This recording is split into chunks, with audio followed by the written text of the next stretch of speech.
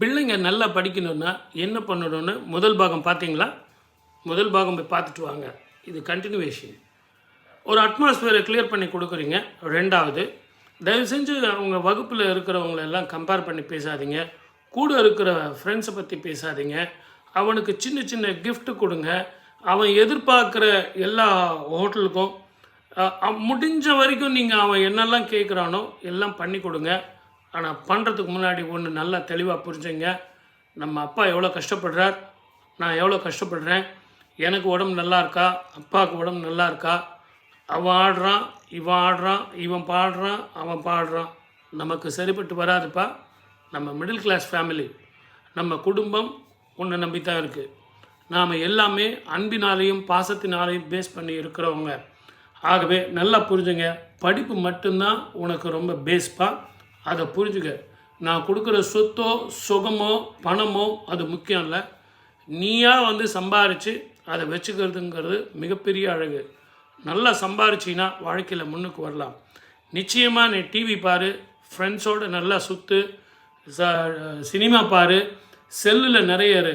ஆனால் உன் கடமையை நீ முடிச்சுட்டு அதெல்லாம் அப்புறம் பாரு. நீயே ஆப்பிள் செல் வாங்கலாம், டிவி பெருசாக வாங்கி வீட்டில் வச்சு பார்க்கலாம். ஆனால் அந்த தகுதி உனக்கு வருமா அப்படிங்கிறத நீ முதல்ல முயற்சி பண்ணி கொண்டு வா.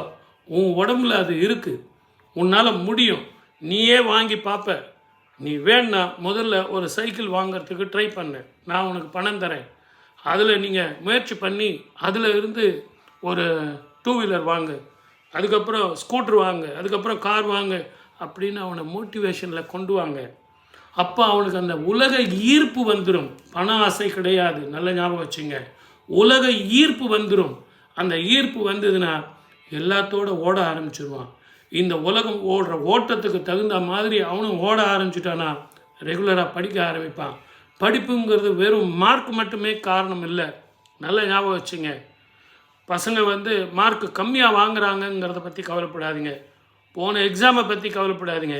இனி வரும் எக்ஸாமில் அவன் எப்படி பண்ணுறாங்கிறத பாருங்கள். நீங்கள் எவ்வளவு நேரம் அவனோட செலவு பண்ணுறீங்களோ அவ்வளவு நேரம் நீங்கள் அவங்ககிட்ட இருந்து நல்ல விஷயங்களை எதிர்பார்க்கலாம். நல்ல படிப்பான், நல்ல பழக்க வழக்கங்கள் வரும். நீங்கள் இல்லாததுனால்தான் அவனுடைய டைவர்ஷன் எல்லாம் வேறு மாதிரி போகுது. ஃப்ரெண்ட்ஸ் கூட சுற்றுறது, ஹேபிட்ஸு அப்படின்னு வருது. தயவு செஞ்சு இதை செய்யுங்க. சப்ஸ்கிரைப் பண்ணுங்கள், தயவு செஞ்சு சப்ஸ்கிரைப் பண்ணுங்கள், ஷேர் பண்ணுங்கள். உங்கள் குழந்தைங்களுக்கெல்லாம் இதை போட்டு காட்டுங்க, கமெண்ட் பண்ணுங்கள்.